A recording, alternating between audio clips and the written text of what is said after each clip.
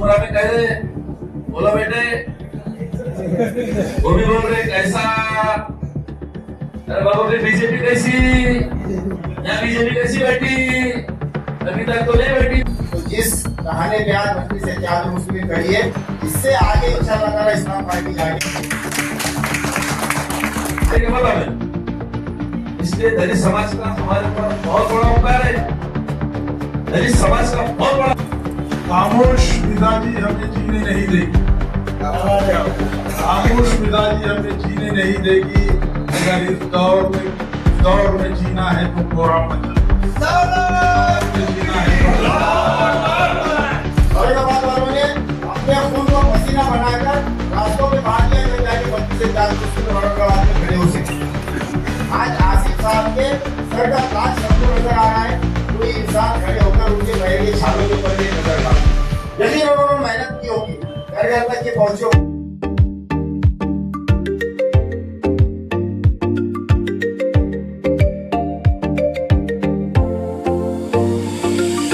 अस्सलाम वालेकुम, जय हिंद दोस्तों। मैं रहीम पठान आप सभी का स्वागत करता हूं गली से लेकर दिल्ली तक में। जिस तरह से आप लोग हमारी न्यूज देखते हैं, ये हमारी गली की जो न्यूज है दिल्ली तक जाती है। अभी जिस तरह से कुछ जो नाराज लोग थे मालेगांव में, जो है जो हिजाब वाली महिला आज मेयर बनी है, उनका इस्तेकबाल करने जा रहे हैं। सर, आप लोगों का सबका गली से दिल्ली में स्वागत है। मैं आपको एक सवाल पूछता हूँ, जिस तरह से आप जो है मालेगांव की जो इस्लाम पार्टी है उसकी महिला जो है मेयर बनी और उप मेयर भी महिला ही बनी, तो ये पार्टी के आप जो महिला के इस्तेकबाल करने जा रहे हैं, तो ये इस्तेकबाल करने जा रहे हैं या पार्टी ज्वाइन करने जा रहे हैं? बहुत साफ लफ्जों में आप 1 घंटे से यहाँ देख रहे होंगे, सब लोग यही कह रहे हैं कि पार्टी से कौन सी बनी ये इतना इम्पोर्टेंट नहीं है, लेकिन क्योंकि एक हिजाब वाली खातून बनी, जैसा भी हमारे हाशमी साहब ने बताया कि हम हमारे पर्दे में रहते हुए, इस्लामी तालीमात के दायरे में रहते हुए हम सियासत में काम कर सकते हैं, हम समाज में काम कर सकते हैं, हम कारोबार में काम कर सकते हैं। तो ये एक मिसाल तारीख बनी है, सबसे पहली ये बनी है मालेगांव में। तो ये हमारे लिए बाज़ मसरत की बात है, ये हमारे लिए बाज़ खुशी की बात है। इसी मकसद से हम अभी वहां पर जो भी जा रहे हैं तो सिर्फ इस्तकबाल के गर्ज से और इस्तकबाल के मकसद से। तो झंडा तो आप इस्लाम का पीछे लगाए, इस्लाम जिंदा होता है करबला के बाद। अच्छा, लेकिन मकसद और मफहूम आपको खुले तौर पे बता दिया गया। सलीम पटेल साहब क्या बोलेंगे?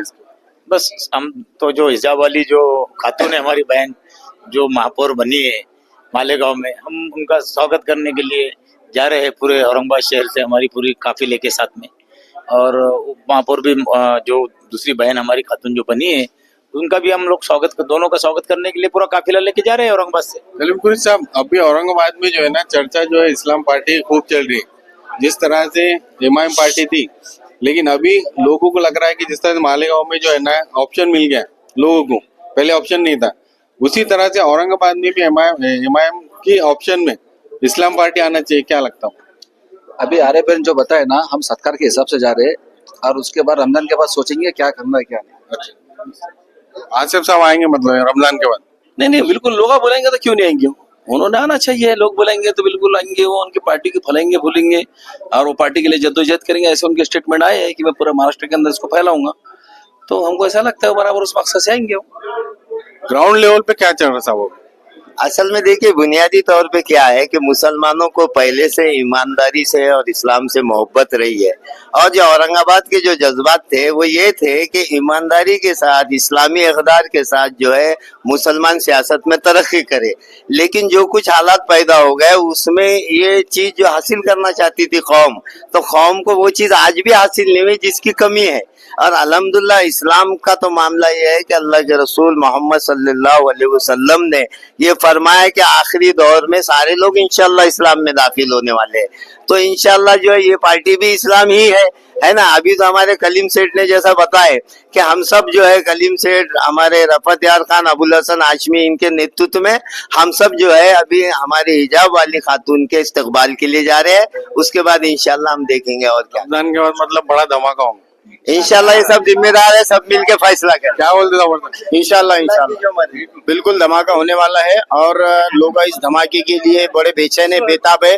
और सियासी जमातें क्यों नहीं, महाराष्ट्र में नहीं, महाराष्ट्र के बाहर भी अपने पर फैलाएंगी सियासी जमातें, और होना भी चाहिए। और लोगों को भी कुछ नया मिलेगा इंशाल्लाह। जिस तरह से लोगों का जोश और खरोश इस पार्टी को लेकर है औरंगाबाद में, उसी तरह से महाराष्ट्र भर में जो है इस्लाम पार्टी का वर्चस्व दिखाई दे रहा है। अब देखना ये है किस तरह से कल जाने के बाद में आसिफ साहब जो है इस्लाम पार्टी के जो अध्यक्ष हैं वो क्या फैसला लेते हैं और औरंगाबाद में कब तक ये पार्टी लॉन्च होती है। देखिए, अभी जो कारपोरेशन के इलेक्शन हुए तो कारपोरेशन की इस इंतखाबात के अंदर जो महाराष्ट्र में हुए बहुत नई नई सियासती पार्टियां भी सामने आई, सियासी चालें भी सामने आई और सियासत के अजीब अजीब ग्रुप और अजीब अजीब पहलू भी देखने को मिले। अब मंचौर साहब, अजीज खान साहब, हमारे जितने अजीज दोस्त हमारे जमील खान साहब, शहर के तमाम लोग, सलीम पटेल बोरगांवकर साहब, ये ऐसे लोग हैं जो समाज और सियासत में बिल्कुल कोशा रहते, पेश रहते, काम करते। ये बात कई दिन से चल रही थी कि भाई जैसी पर्दा नशीन खातून और जैसी नकाब वाले हमारी बहन, इनको भी सियासत के अंदर इनका मुकाम मिलना चाहिए, सियासत में इनको भागीदारी मिलनी चाहिए। और जिस तरीके की बातें सामने आ रही थी कि यकीनन एक दिन सीएम बनेंगे, एकदम पीएम बनेंगे। मैंने आज या कल के पेपर में पढ़ा कि ब्रिटेन के अंदर प्रधानमंत्री बनने जा रही है, प्राइम मिनिस्टर बनने जा रही है हिजाब वाली हमारी बहन, ऐसा पढ़ने में आया। तो देखिए, ये सलाहियतों के ऊपर मुश्तमिल होता है कि आपके अंदर कायदाना कितनी सलाहियत है। और जो काम मालेगांव में हुआ, मैं खासतौर से मालेगांव की बात करूंगा कि हमारी पर्दा नशीन, हमारी नकाब वाली बहन है, वहां पर पहली बार ये तारीख बनी है महाराष्ट्र की, वो महापौर बनी। उसी साथ समाजवादी पार्टी की डिप्टी मेयर बनी, वो भी हमारी खानादार खातून पर्दा नशीन खातून बनी। तो ये तय किया गया था कि ये पर्दा नशीन खातून जो सियासत में हिस्सा लेने का हौसला बढ़ाने के लिए पूरे महाराष्ट्र से लोगों ने जाके इनका इस्तेमाल करना चाहिए, इनका सत्कार करना चाहिए, इनकी हौसला अफजाई करना चाहिए। तो उसी की पशोपेश के अंदर आज ये मीटिंग मुनाफत की गई है।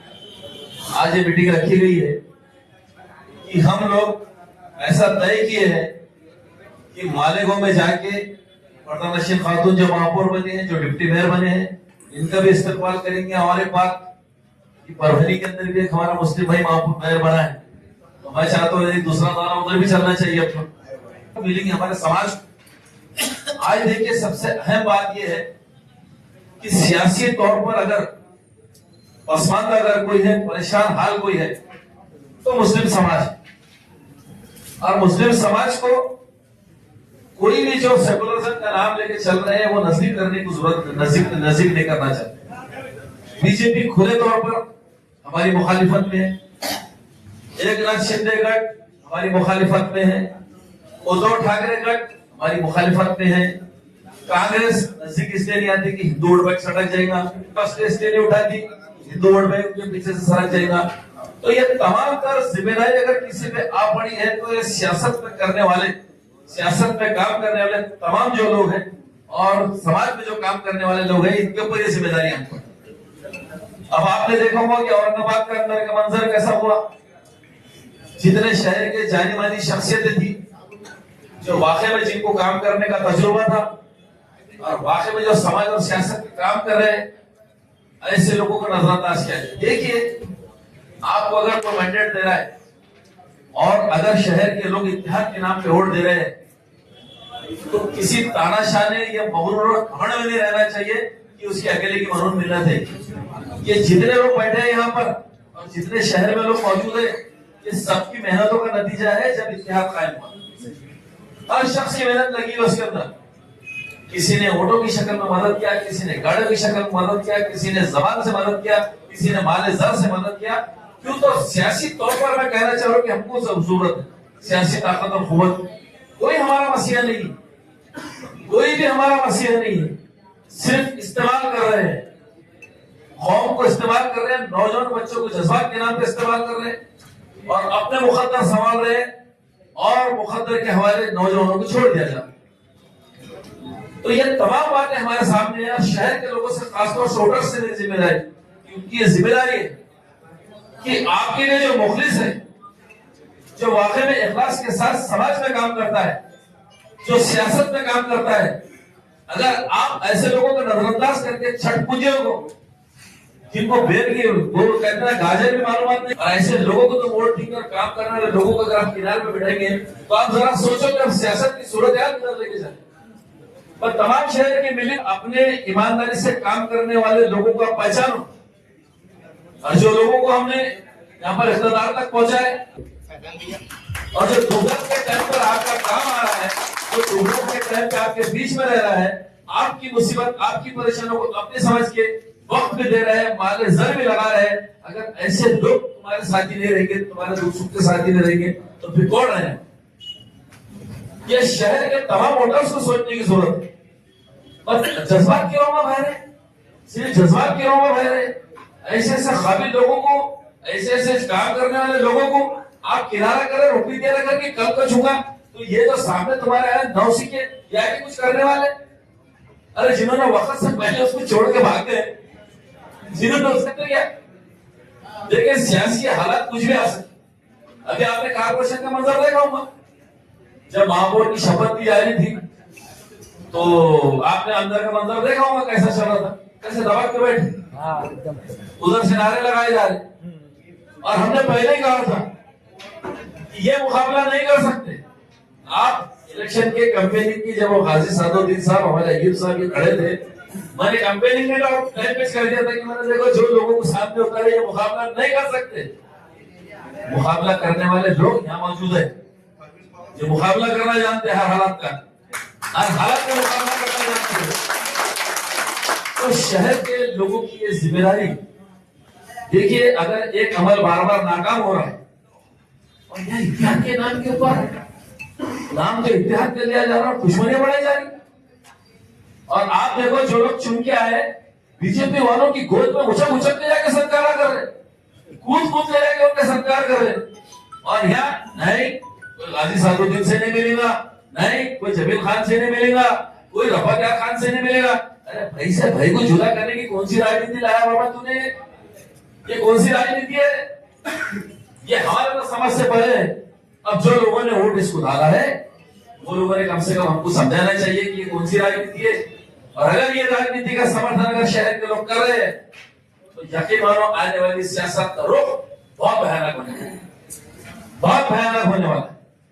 तो शहर के मैं तमाम आम लोगों से मेरी गुजारिश है, इखलास के साथ अगर वाकई में कोई काम कर रहा है, समाज के साथ कोई काम कर रहा है, जोखा में कोई काम कर रहा है, अरे आंदोलन अपने करे 15-15, 16-16 केस हुए पे।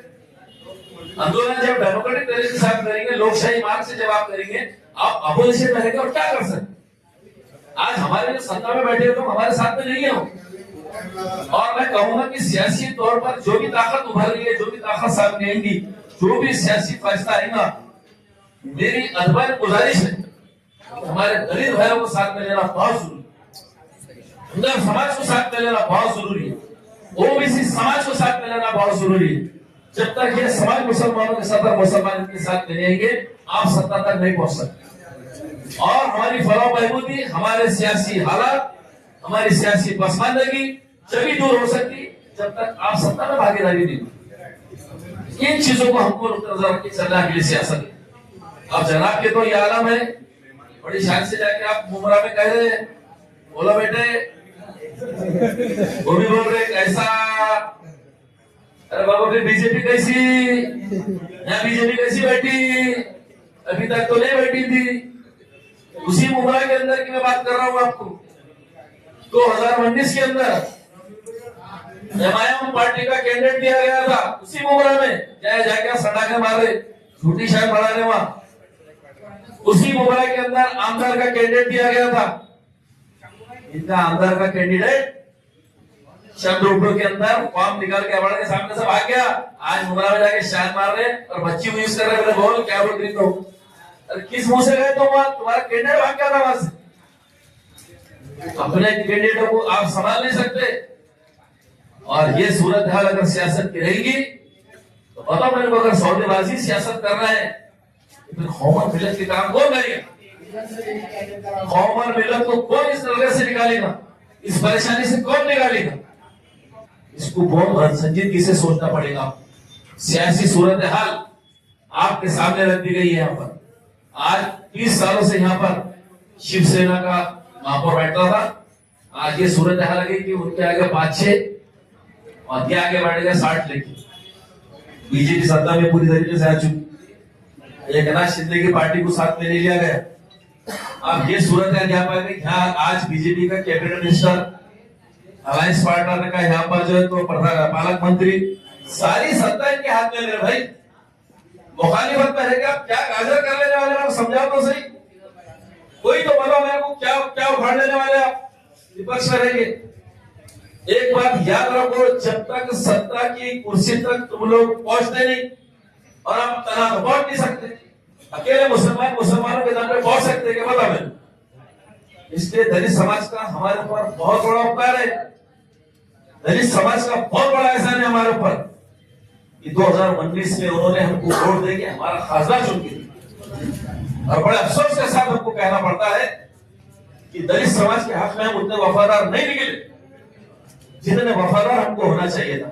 अलायंस तोड़ दिया गया, प्रकाश अम्बेडकर साहब से अलायंस तोड़ दिया गया, दलित समाज को नाराज कर दिया गया, दलित समाज को दूर कर दिया गया। अरे भाई तुम कौन से अर्जुन है, कब सीढ़ी के आकर इशारा लगाएंगे तो ये कौन सी राजनीति है, ये कैसी राजनीति है।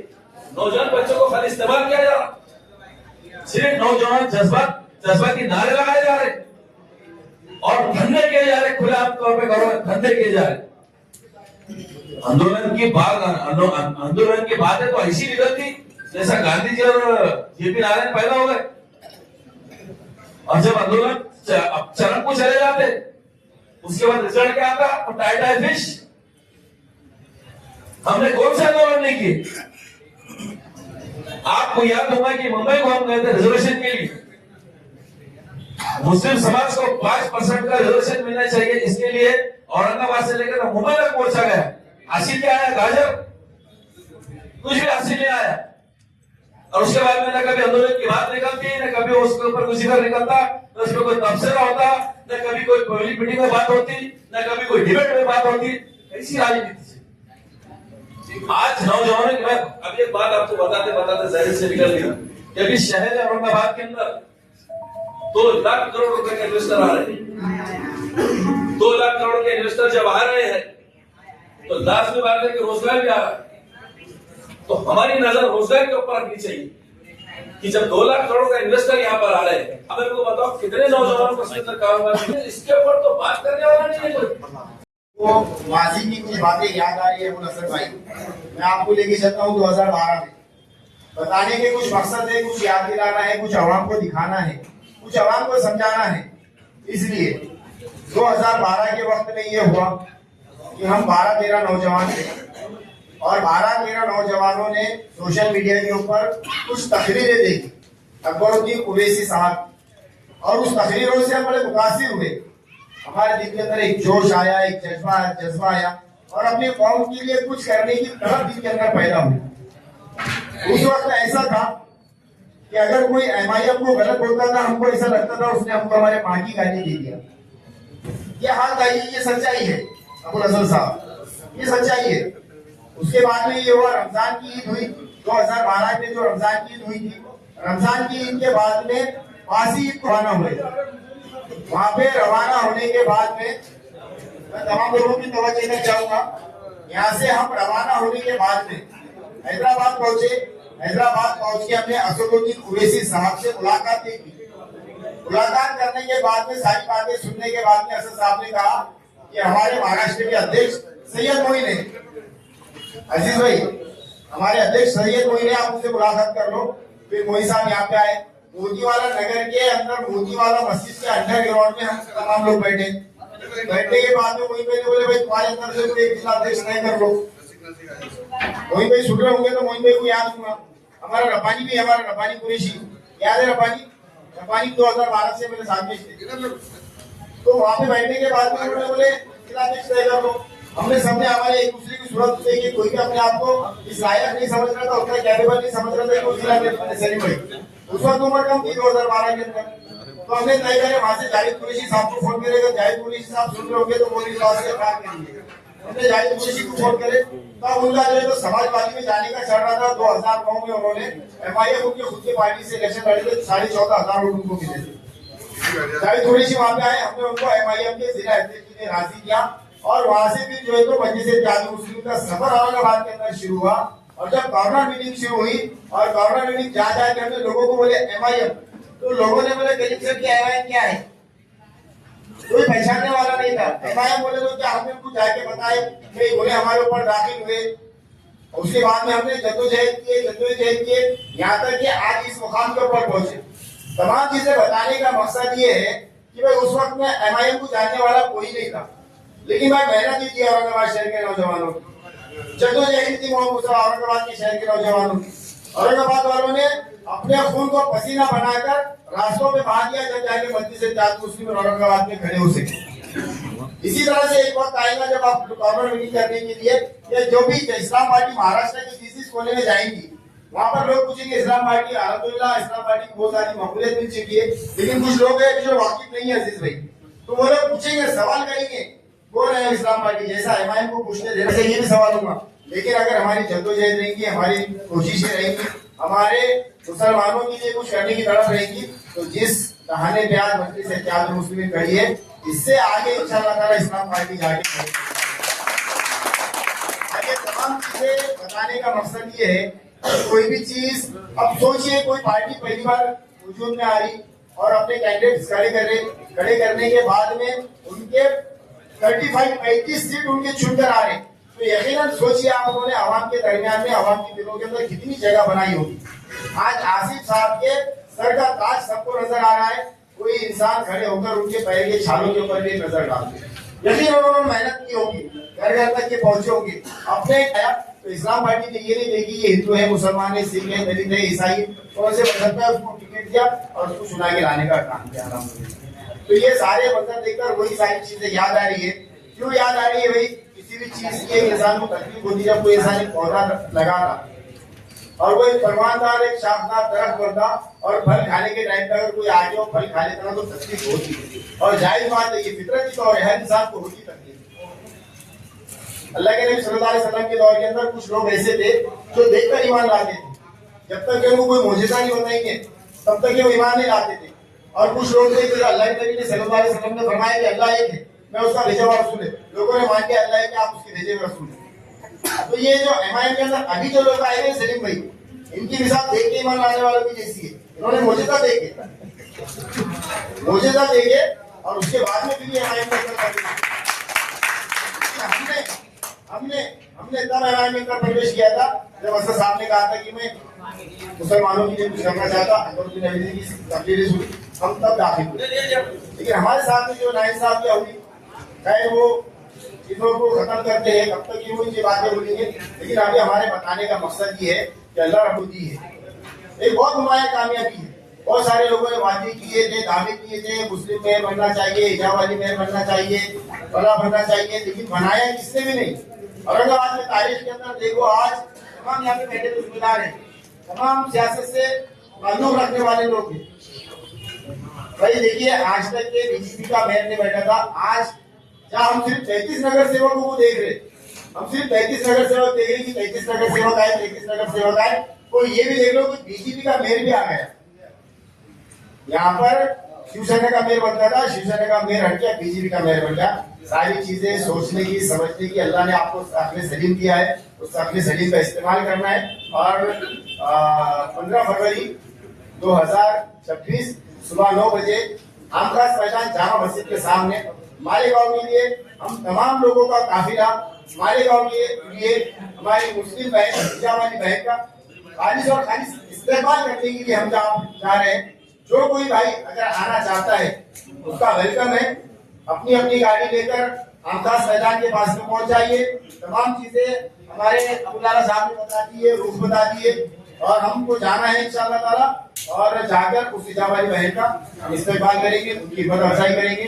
और मैं दरख्वास्त करता हूँ कि अगर हमारे सीनियर में से अगर कोई कुछ बोलना चाहते हैं, जफर खान साहब ने प्रोग्राम तय करे, हमारे अब्दुल्ला हाशमी साहब, जमील भाई, जफर साहब, कुरैशी, अजहर खान, आरिफ हुसैनी, यूसुफ खान और सभी हमारे यहाँ पर मेरे साथ आए हुए सेठ और हमारे पत्रकार भाई। खामोश मिजाजी हमें जीने नहीं देगी। खामोश मिजाजी हमें जीने नहीं देगी। अगर इस दौर में जीना है तो कोहराम मचा दो। इस दौर में जीना है तो बहुत अच्छी पहल करे रफत साहब और हमारे साथ सभी टीम ने एक बहुत अच्छा फैसला लिए कि जो लोग सिर्फ दम भरते थे मुसलमानों का कौम का, उन्होंने तो कुछ किया नहीं और कौम को नुकसान पहुंचाए। लेकिन मालेगांव में जो आसिफ शेख ने जो काम करे और 40-45 सीटें लाई, जैसा हमारे हाशमी साहब ने पूरी डिटेल में आपको बताई कि कितने वहां पे समाजवादी के सीट आए, कितने इस्लाम पार्टी के आए, कितने